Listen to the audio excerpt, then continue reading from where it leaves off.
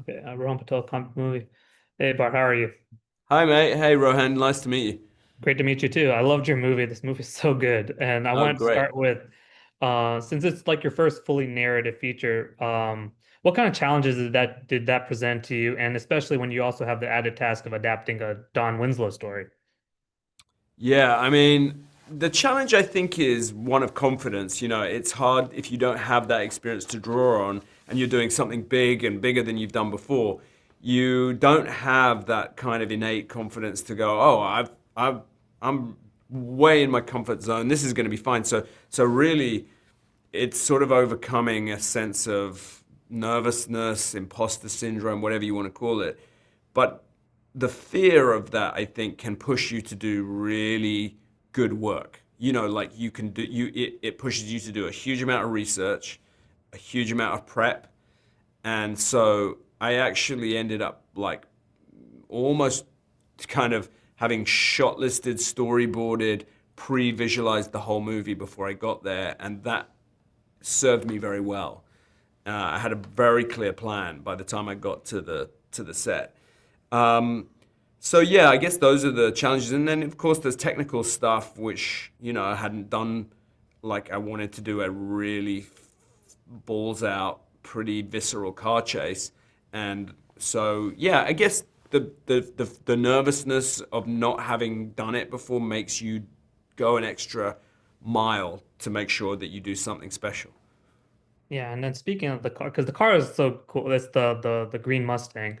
And so what was sort of the significance? I mean, I obviously know the significance of the car to what it meant to Davis, but what did you kind of want to subtly imply throughout the movie of what this car represents to him and like what ultimately he decides to do with it by the end of the movie? Yeah, it's actually a Camaro. Oh, sorry, my um, bad. I'm a apologist. no, no, no, not at all. You're forgiven. I'm not a big car nut. Mm, Uh, it's you know, in LA, cars are not just like vehicles to get you around. A car is like a whole extension of your personality, right?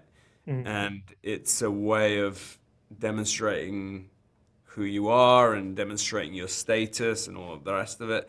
So there are a bunch of different cars that Hemsworth's character drives. They all have a different significance. Um, in the end, I don't want to give too much away, but it becomes kind of a symbol of something that they share together, and there's this kind of act of generosity, which is quite emotional at the end. And so I guess, like the whole thing about cars in the movie is that they are, yeah, in LA, a car is like it's like, an extension of your sort of identity.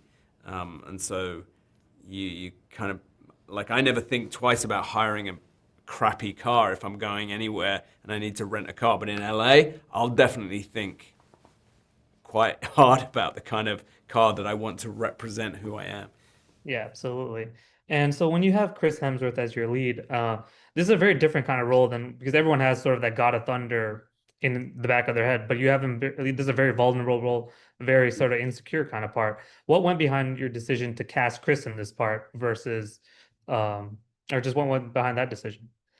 Just that I wanted a movie star who was kind of could be iconic, but I also knew that Chris had uh, layers and abilities that we had never seen before. And I think, that'll be one of the things that people, I think, will be blown away by in the movie. I think there's a lot of things that audiences seem to be really excited about, but I think one of the things is how phenomenally good an actor Chris Hemsworth is because, I think he makes that Thor uh, sort of work look easier than it is. And I think people think, oh, he's actually like that because of the way he looks.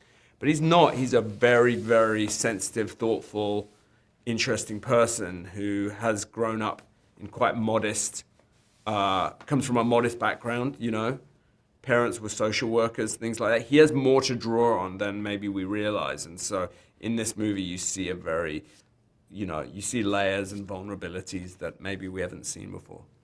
Yeah, he's incredible in the movie, and I don't want to keep you too long, but when you have these four, oh, I'm sorry, I think I'm out of time, but I really appreciate your Uh, time. I can't wait for people to see the movie, but thank you so much. Oh, thank you.